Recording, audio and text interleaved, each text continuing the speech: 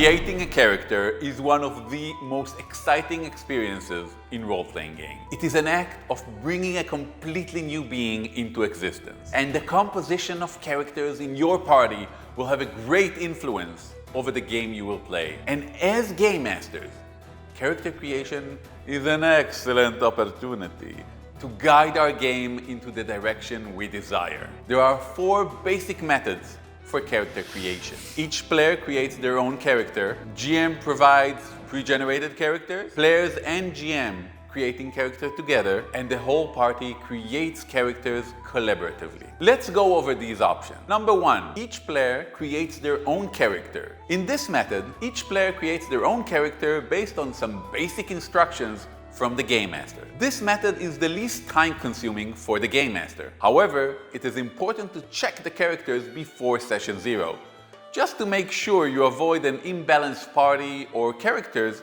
that don't fit well in the game. Number 2, using pre-generated characters. In this method, the Game Master creates the characters for the game in advance, and the players choose the character they wish to play. This method makes it easier for the Game Master to add plot-relevant motivation, make sure there are appropriate challenges for all characters, and ensure balance of powers and roles within the party. The downside of this method is that it both creates more work for the Game Master, as well as remove one of the most interesting parts of role-playing games from the players. Number 3, each player co-create their own character along with the Game Master. Spending time with each player on the process of character creation requires extra time and effort from the Game Master. But there are many upsides to this process. You can help your players to ground their characters in the setting and plot. You will be able to suggest small backstory and motivation details that might tie the party closer together or serve as story seeds down the line. Meeting individually with each of the players to discuss their character will foster better understanding and communication between you and the players. And the 4th method, collaborative creation. This means performing character creation as a collaborative activity involving all members of the gaming group. I like this option the most because players can make suggestions and inspire each other, and will typically feel stronger connections between their characters because of it. Regardless of which method you use to create characters for your game, there are 2 important elements to building well-rounded characters who are well-suited for the game you are playing. 1.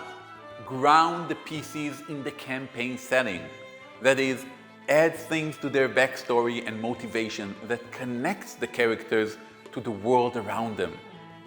Where were they born? How do they feel about local politics?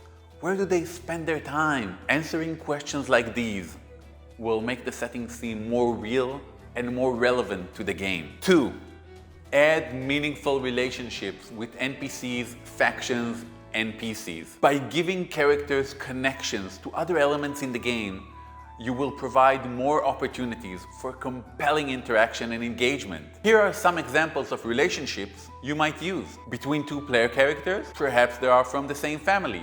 Or maybe they're best friends, lovers, ex-lovers, or enemies forced to work together. Any one of these will make for a more interesting grouping. Relationships between PCs and NPCs? Perhaps the NPC is a sponsor, a confidant, a nemesis? PC-NPC's relationship can help the Game Master populate the game world with interesting NPCs and open up amazing new possibilities for the future of the campaign. And lastly, relationship between player characters and factions.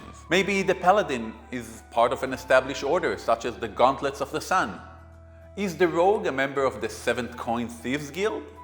Did the Barbarian come from the Blue Skull tribe of the Frosted North? Factions come with their own goals and motivations and can support character development. And creating faction is also a great way to give depth to the world around the characters, as we will explore in future chapters. Before we close out this session, I want to emphasize something from the bottom of my heart.